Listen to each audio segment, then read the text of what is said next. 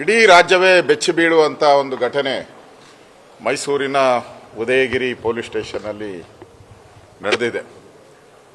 ಯಾವ ಮತಾಂಧ ಮುಸ್ಲಿಮರು police station ಅಂದರೆ ಕಾನೂನನ್ನು ಕಾಪಾಡುವಂಥದ್ದು. ಆ ಕಾಕಿ ಡ್ರೆಸ್ಸು, ಆ ಪೊಲೀಸರ ಹ್ಯಾಟು, ಪೊಲೀಸರ ದಂಡ ಏನಿದೆ, ಇದನ್ನು ಕಂಡ್ರೆ ದೊಡ್ಡ ದೊಡ್ಡ ರಾಜಕಾರಣಿಗಳಿರ್ಬೋದು, ಸಿನಿಮಾ ನಟರಿರ್ಬೋದು, ಸೆಲೆಬ್ರಿಟಿ ಅವರೇ ಭಯ ಬೀಳ್ತಾರೆ. ಅಂಥದ್ರಲ್ಲಿ ಇವರು ಕಿಡಿಗೇಡಿಗಳು ಭಯ ಬೀಳದೆ 1,000 ಜನನ ಕಲ್ಲು ಮಚ್ಚು ಎಲ್ಲ ತಗೊಂಡು ಉದಯಗಿರಿ ಪೊಲೀಸ್ ಸ್ಟೇಷನ್ ಮೇಲೆ ಹಲ್ಲೆ ಮಾಡಿ ಅಸಹಾಯಕರಾಗಿ ಪೊಲೀಸರು ನಿಂತಿದ್ದ ಘಟನೆಯನ್ನು ನನ್ನ ಕಣ್ಣು ಮುಂದೆನೇ ನಾನು ನೋಡಿದ್ದೀನಿ.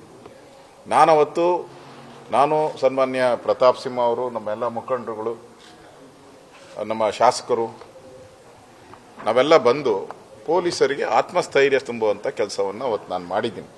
ಯಾಕಂದರೆ ಅವತ್ತು ಪೊಲೀಸರು ಏನಾನ ಮುಂಜಾಗ್ರತಾ ಕ್ರಮ ತೆಗೆದುಕೊಂಡಿಲ್ಲ ಅಂದರೆ ಇಡೀ ಪೊಲೀಸ್ ಸ್ಟೇಷನನ್ನೇ ಬೆಂಕಿ ಹಚ್ಚಿ ಸುಟ್ಟಾಕುವಂಥ ಪ್ರಯತ್ನ ಮಾಡಿದರು. ಯಾಕಂದರೆ ಹುಬ್ಳಿಯಲ್ಲಿ ಮಾಡಿ ಅಭ್ಯಾಸ ಇದೆ ಇವರಿಗೆ, ಇದೇನು ಹೊಸದಲ್ಲ. ನಾವು ಆತ್ಮಸ್ಥೈರ್ಯವನ್ನು ತುಂಬಿದರೆ ಅವತ್ತು ಪೊಲೀಸರು ನಮಗೆ ಮಾತು ಕೊಟ್ಟಿದ್ರು. ಸುಮಾರು 1000ಕ್ಕೂ ಹೆಚ್ಚು ಜನ ಬಂದಿದ್ದಾರೆ, ಅವ್ರ ಮೇಲೆಲ್ಲ ಕ್ರಮ ತೆಗೆದುಕೊಳ್ತೀರಿ, CCTV ಕ್ಯಾಮ್ರಾದಲ್ಲಿ ಎಲ್ಲ ಸರಿಯಾಗಿದೆ ಅಂತ. ಆದರೆ ಇದುವರೆಗೂ ಬಂಧಿಸಿರುವಂಥದ್ದು ಕೇವಲ 16 ಜನ ಮಾತ್ರ. ಅದು ನಿನ್ನೆ 1-2 ದಿನದಿಂದ ಮೇನ್ ಅಪರಾಧಿ ಏನಿದ್ದಾರೆ, ಭಾಷಣ ಮಾಡಿ ಪ್ರಚೋದನೆ ಮಾಡಿದಂಥದ್ದು, ಕೋಮು ದ್ವೇಷವನ್ನು ಮಾಡಿದಂಥವ್ರು, ಅವನು ನಿನ್ನೆ 2 ದಿನದಿಂದ ಬಂಧಿಸಿದ್ದಾರೆ.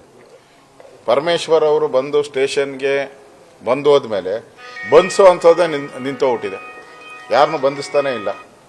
ಸರ್ಕಾರ ಒತ್ತಡದಿಂದ ಇವತ್ತು ಯಾರನ್ನೂ ಬಂಧನ ಮಾಡದೆ, ಏನು ಕ್ರಮ ತೆಗೆದುಕೊಳ್ಳದೆ ಅವ್ರನ್ನ ಕಾಪಾಡುವಂಥ, ಅವ್ರನ್ನ ಸೇಫ್ ಮಾಡುವಂಥ ಕೆಲಸವನ್ನು ಮಾಡ್ತಾ ಇದೆ. ಮತ್ತು ನಾನು ನೋಡ್ತಾ ಇದ್ದೀನಿ ಕೆಲವು ಅಧಿಕಾರಿಗಳು ಅವ್ರಿಗೆ ನೀವು ತಲೆ ತಪ್ಪಿಸ್ಕೊಳ್ಳಿ, ಬೇಲೆಲ್ಲ ಆದಮೇಲೆ ಬನ್ನಿ, ಈ ಥರದ್ದೆಲ್ಲ ಅವ್ರಿಗೆ ಚಿತಾವಣೆ ಮಾಡ್ತಾ ಇರೋದು ಕೂಡ ನಾವು ಕೇಳಿದ್ದೀರಿ. ಅಂದರೆ ಒಂದು ರೀತಿ ಇಡೀ ಸರ್ಕಾರ ಓಟ್ಗೋಸ್ಕರ, ವೋಟ್ ಬ್ಯಾಂಕ್ ಪಾಲಿಟಿಕ್ಸ್ಗೋಸ್ಕರ ಒಂದು ರೀತಿ ಇಸ್ಲಾಮೀಕರಣ ಮಾಡುವಂಥದ್ದಕ್ಕೆ ಹೊರಟಿದೆ. ಈಗ ಪ್ರೇಯರ್ ಮಾಡುವಂಥದ್ದಕ್ಕೆ ಈಗೇನೋ ಬರ್ತಾ ಇದೆ, ಯಾವುದೋ ಹಬ್ಬ ಬರ್ತಾ ಇದೆ, ರಂಜಾನ್, ಅದಕ್ಕೆ 1-2 ಗಂಟೆ ಅವರಿಗೆ ಲೀಸರ್ ಸಮಯ ಹೆಚ್ಚು ಕೊಡೋಣ ಅನ್ನೋದನ್ನು ಕೇಳಿ ಬರ್ತಾ ಇದೆ. ಅದನ್ನು ಕೂಡ ಕ್ಯಾಬಿನೆಟ್ಗೆ ಹೋಗಿದೆ, ಅದು ಮುಖ್ಯಮಂತ್ರಿಗಳ ಗಮನಕ್ಕೆ ತಂದಿದ್ದಾರೆ ಅಂತೇಳಿ. ಹಿಂದೆ ಟಿಪ್ಪು ಜಯಂತಿ ಮಾಡಿದ್ರು, ಯಾರು ಟಿಪ್ಪು ಜಯಂತಿನ ಕೇಳಿರಲಿಲ್ಲ. ಯಾರು ಟಿಪ್ಪು ಜಯಂತಿ ಮಾಡಿ ಕೊಲೆಗಳು ಎಲ್ಲ ಆಗಿ ಇಡೀ ಹಿಂದೂ ಸಮುದಾಯಕ್ಕೆ ಎಚ್ಚರಿಕೆಯನ್ನು ಕೊಟ್ಟಿರುವಂಥದ್ದನ್ನು ನಾವು ನೋಡಿದ್ರಿ. ಈಗ ಮತ್ತೆ ಅವರಿಗೆ ಸಮಯ ಕೊಟ್ಟು ಪ್ರೇಯರ್ ಮಾಡೋಕ್ಕೆ ಕೊಟ್ಟರೆ ಎಲ್ಲಿಗೆ ಹೋಗ್ತಾ ಇದ್ದೀರಿ? ಇದು ಒಂದು ರೀತಿ ಇಸ್ಲಾಮೀಕರಣ ಮಾಡುವಂಥದ್ದಕ್ಕೆ. ಸಿದ್ದರಾಮಯ್ಯನವ್ರಿಗೆ ಟಿಪ್ಪು ಸಂಸ್ಕೃತಿ ಅಂತ ಹೇಳಿದ್ರೆ ಅವ್ರಿಗೊಂಥರ ಮೈ ಮೇಲೆ ದೆವ್ವ ಬಂದಂಗೆ ಆಗೋಗ್ತೈತೆ, ದೆವ್ವದ ಬಂದ ರೀತಿ ಆಟಾಡ್ತಾರೆ. ಇಲ್ಲಿ ನೋಡ್ತಾ ಇದ್ದಾರೆ ಮೈಸೂರಲ್ಲಿ ದಿನನಿತ್ಯ ಅವರ ಉಪಟಳ ಜಾಸ್ತಿ ಆಗ್ತಾ ಇದೆ. ಅದಕ್ಕೋಸ್ಕರ ಇವತ್ತು ಹಿಂದೂ ಸಂಘಟನೆಗಳು ಕೊಟ್ಟಂಥ ಹೋರಾಟಕ್ಕೆ ನಾನು ಕೂಡ ಬಂದಿದ್ದೀನಿ. ಆದರೆ ಕೋರ್ಟ್ ಮೆಟ್ಲೇರಿರೋದ್ರಿಂದ ಕೋರ್ಟಲ್ಲಿ ಏನು ಬರುತ್ತೋ ಆ ತೀರ್ಮಾನಕ್ಕೆ ನಾವೆಲ್ಲರೂ ಕೂಡ ತಲೆಬಾಗಬೇಕಾಗ್ತದೆ. ಆದರೆ ನಮ್ಮ ಹೋರಾಟವನ್ನು ನಿಲ್ಲಿಸಲ್ಲ, ನಾವು ಹೋರಾಟ ಮಾಡೇ ಮಾಡ್ತೀರಿ. ಅದಕ್ಕೋಸ್ಕರ ನಾನು ಕೂಡ ಬಂದಿದ್ದೀನಿ. ಒಟ್ಟಾರೆ ಈ ಸರ್ಕಾರ ಕಳೆದ 2 ವರ್ಷದಲ್ಲಿ ಅವ್ರು ನಡೆದಿರುವಂಥ ರೀತಿ, ಮೊನ್ನೆನೂ ಕೂಡ ಬೆಂಗಳೂರಲ್ಲಿ ಇದೇ ರೀತಿ ಜನ ಭಯೋತ್ಪಾದಕರ ಥರ ಓಡಾಡುವಂಥ ಈ ಮುಸ್ಲಿಂ ಜನ ಏನಿದ್ದಾರೆ, ಕೆಲವರು ಮಚ್ಚು ಲಾಂಗ್ಗಳನ್ನ ಹಿಡ್ಕೊಂಡು ರೋಡಲ್ಲೆಲ್ಲ ಓಡಾಡಿರೋದನ್ನು ನೋಡಿದಿರಿ. ಅಂದರೆ ಅವ್ರಿಗೆ ನಮ್ಮನ್ನೇನು ಮಾಡಲ್ಲ ಇದು ನಮ್ಮ ಸರ್ಕಾರ. ಯಾಕಂದ್ರೆ ಕೆಲವು ಮಂತ್ರಿಗಳು ಹೇಳಿದ್ದಾರೆ, ಬೀದರಲ್ಲೂ ಹೇಳಿದ್ದಾರೆ, ಇದು ಮುಸ್ಲಿಮರಿಂದ ಬಂದಂಥ ಸರ್ಕಾರ ಅಂತ. ಅದಕ್ಕೆ ಏನು ಮಾಡಲ್ಲ ಅವ್ರಿಗೆ. ಅದರಿಂದ ಒಂದು ರೀತಿ ಇಡೀ ಸರ್ಕಾರ ಇಸ್ಲಾಮೀಕರಣ ಮಾಡೋಕ್ಕೆ ಹೊರಟಂಗೆ ಕಾಣಿಸ್ತಾ ಇದೆ. ಇದನ್ನು ಖಂಡಿಸ್ತೀರಿ, ಯಾವುದೇ ಕಾರಣಕ್ಕೂ ನಾವು ಆಗಕ್ಕೆ ಬಿಡಲ್ಲ. BJP ಇದರ ವಿರುದ್ಧ ಹೋರಾಟವನ್ನು ಮಾಡ್ತೀರಿ. ನಾವೆಲ್ಲ ಹಿಂದೂ ಸಂಘಟನೆಗಳಿಗೆ ನಮ್ಮ ಬೆಂಬಲ ಕೊಡ್ತೀರಿ. ಯಾವುದೇ ಕಾರಣಕ್ಕೂ ಕಾನೂನನ್ನು ಕೈಗೆತ್ಕೊಂಡಂಥ ಈ ಕಿಡಿಗೇಡಿಗಳಿಗೆ ಮಟ್ಟ ಹಾಕಿಲ್ಲ ಅಂದರೆ ಮುಂದೆ ಈ ರಾಜ್ಯಕ್ಕೆ ದೊಡ್ಡ ಗಂಡಾಂತರ ಬರೋದಿದೆ. ಅದರಿಂದ ನಾವು ಈ ಹೋರಾಟವನ್ನು ಮುಂದುವರಿಸ್ತೀರಿ. ನಾನು ಇವತ್ತು ಬಂದಿದ್ದೀನಿ ಪ್ರತಿಭಟನೆಗೆ, ಆದರೆ ಇನ್ನೂ ಸಮಯ ಕೋರ್ಟಿಂದ ಫೈನಲ್ ಆದೇಶ ಬರಬೇಕು. ನಂದು ಬೆಂಗಳೂರಲ್ಲಿ ಒಂದು ನಮ್ಮ ಅಶ್ವಥ್ ನಾರಾಯಣ್ ಅವರು ಉಪಮುಖ್ಯಮಂತ್ರಿ ಅವ್ರ ಸಹ ಒಂದು ಕಾರ್ಯಕ್ರಮ ಇದೆ, ಇದ್ರದ್ದು ಒಂದು ಏನು ನಿಜ ಸತ್ಯ ವಿಶ್ವ ಹಿಂದೂ ಪರಿಷತ್ ಅವರು ಮಾಡ್ತಾ ಇರೋವಂಥ ಒಂದು ಕಾರ್ಯಕ್ರಮ ಇದೆ. ಅದಕ್ಕೋಸ್ಕರ ನಾನು ಅಲ್ಲಿಗೆ ತೆರಳಬೇಕಾಗಿರೋದ್ರಿಂದ ನನ್ನ ಈ ಪ್ರತಿಭಟನೆಯನ್ನು ನಾವು ಮುಂದುವರಿಸ್ತೀರಿ. ನಾನು ಕೂಡ ಈ ಪ್ರತಿಭಟನೆಯಲ್ಲಿ ಪಾಲ್ಗೊಂಡಿದ್ದೀನಿ. ಕಾರ್ಯಕ್ರಮಕ್ಕೆ ಹೋಗಬೇಕಾದ್ರಿಂದ ತೆರಳ್ತಾ ಇದ್ದೆ. ಶಾಂತಿಯಿಂದ ಇದ್ದಾರೆ, ಆದ್ರೆ ಬಿಜೆಪಿ ರಾಜಕೀಯ ಮಾಡ್ತಾ ಇದ್ದಾರೆ ಪ್ರಕರಣ ಇಟ್ಕೊಂಡು ಅಂತೇಳಿ ಕಾಂಗ್ರೆಸ್ನವರು ಆರೋಪ ಮಾಡ್ತಾರೆ. ಶಾಂತಿ ಅಂತ ಇದ್ದಿದ್ರೆ ಕಲ್ಯಾಕ್ ಹೊಡಿತಾ ಇದ್ರು, ಮೂಟೆಗಟ್ಟಲೆ ಕಲ್ಲುಗಳು ಹೆಂಗ್ ಬರ್ತಾ ಇತ್ತು?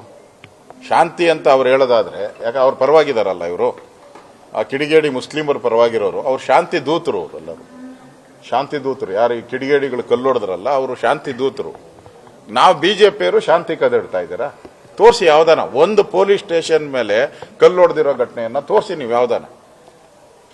ಈ ಕುಕ್ಕರ್ ಬಾಂಬ್ ಬ್ರದರ್ಸ್ಗಳೇ ಎಲ್ಲ ಮಾಡ್ತಾ ಇರೋದು. ಈ ಕುಕ್ಕರ್ ಬಾಂಬ್ ಬ್ರದರ್ಸ್ಗಳು ಸಣ್ಣ ಸಣ್ಣ ಮಕ್ಕಳಿದಾರಲ್ಲ, ಡಿ ಕೆ ಶಿವಕುಮಾರ್ ಹೇಳೋದಲ್ಲ ಸಣ್ಣ ಸಣ್ಣ ಮಕ್ಕಳು ಅಂತ, ಆ ಸಣ್ಣ ಸಣ್ಣ ಮಕ್ಕಳಿಂದನೇ ಇವತ್ತು ಇಷ್ಟು ಮತಾಂಧ ಕೆಲಸ ಆಗ್ತಾ ಇರೋದು. ಅದರಿಂದ ಬಿಜೆಪಿಯವರು ಅಲ್ಲ ಹಚ್ಚುತ್ತಾ ಇರೋದು, ಕಾಂಗ್ರೆಸ್ ಅವರೇ ಹಚ್ಚಿ ಬಿಡ್ತಾವ್ರೆ. ಇದಕ್ಕೆ ಹಚ್ಚಿ ಈ ಗಲಭೆ ಮಾಡಿ ಮುಸ್ಲಿಮರನ್ನ ವೋಟ್ ಬ್ಯಾಂಕ್ ಮಾಡ್ಕೊಳಕ್ಕೆ ಏನ್ ಬೇಕೋ ಅಷ್ಟು ಕುತಂತ್ರವನ್ನ ಮಾಡ್ತಾ ಇದ್ದಾರೆ.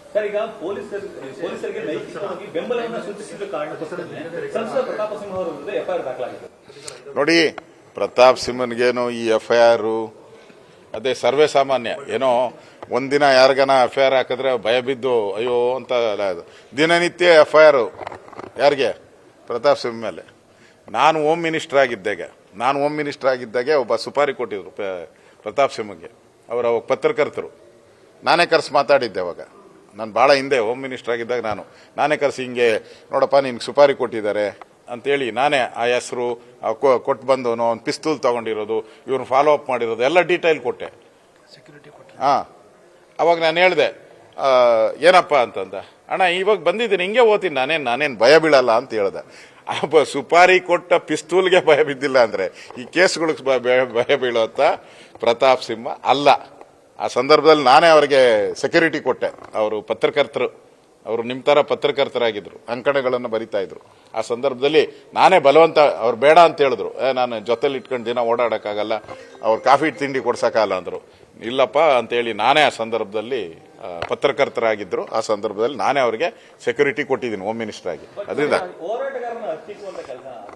ಇದು ಕಾಂಗ್ರೆಸ್ ನೋಡ್ರಿ, ಕಾಂಗ್ರೆಸ್ ಅವರು ನಿರಂತರವಾಗಿ ದೇಶವನ್ನ ಎಮರ್ಜೆನ್ಸಿ ತಂದು ಅವತ್ತಿನ ಎಲ್ಲಾ ವಿರೋಧ ಪಕ್ಷದವ್ರನ್ನ ಜೈಲಿಗೆ ಹಾಕಿದ್ರು, ನ್ಯಾಯಾಧೀಶರುಗಳನ್ನ ಜೈಲಿಗೆ ಹಾಕಿದ್ರು, ಪತ್ರಕರ್ತರನ್ನ ಎಡಿಟರ್ಗಳನ್ನ ಜೈಲಿಗೆ ಹಾಕಿದ್ರು. ಅವ್ರಿಗೆ ಮಾನ ಮರ್ಯಾದೆ ಏನಿದೆಯಾ?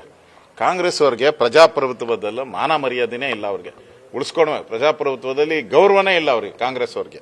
ಯಾರೋ ಒಬ್ಬ ಕಿಡಿಗೇಡಿಗಳು ಮಾಡೋದಂತ ತಪ್ಪಿಗೆ ಇಡೀ ಒಂದು ಸಮುದಾಯನ ದೂಷಿಸೋದು ಎಷ್ಟು ಮಟ್ಟಿಗೆ ಸರಿ ಅಂತ ಯಾವ್ದು ಹೇಳ್ತಾ ಇದ್ದಾರೆ? ಈ ಘಟನೆಗೆ ಯಾರೋ ಕಿಡಿಗೇಡಿಗಳು ಒಂದಿಬ್ರು ಮಾಡದಂತ ಇದಕ್ಕೆ ಇಡೀ ಕಿಡಿಗೇಡಿಗಳು ನೋಡ್ರಿ, ಸಮುದಾಯನ ದ್ವೇಷ ಮಾಡೋದು ಎಷ್ಟು ಸರಿ? ಈ ಕಿಡಿಗೇಡಿಗಳು ಈಗ ರಾಮನ್ ಬಗ್ಗೆ ಇಲ್ಲೇ ಯಾರೋ ಮೈಸೂರಲ್ಲಿ ಅವನ ಯಾವನೊಬ್ಬ ಯಾವಾಗೂ ಬಡ್ಕಂತಾನೆ, ಭಗವಾನ್ ಬಡ್ಕಂತಾನೆ ಇರ್ತಾನೆ. ನಾವ್ ಯಾವ್ದಾನ ಪೊಲೀಸ್ ಸ್ಟೇಷನ್ ಕಲ್ಲು ಹೊಡೆದಿದ್ದೀವನ್ರಿ ತೋರ್ಸ್ರಿ, ಇಂಥವ್ರು ಇದ್ದೇ ಇರ್ತಾರೆ. ಈಗ ಮಾಡಿದ್ಮೇಲೆ ಅವನ ಮೇಲೆ ಕ್ರಮ ಆಗಿದೆ, ಅರೆಸ್ಟ್ ಮಾಡಿದ್ದಾರೆ, ಕೋರ್ಟ್ ಬೇಲ್ ಕೊಟ್ಟಿದೆ ಅವ್ರಿಗೆ. ಕಾನೂನು ಪ್ರಕಾರ ಏನ್ ಮಾಡಿದ್ದಾರೆ. ಇದು ಕಲ್ಲು, ಇವರು ಕಾನೂನಿಗಾಗಿ ಅರ್ಜಿ ಕೊಡ್ಬೇಕಾಯ್ತು, ಪೊಲೀಸ್ ಸ್ಟೇಷನ್ಗೆ ಅರ್ಜಿ ಕೊಡ್ಬೇಕಾಯ್ತು.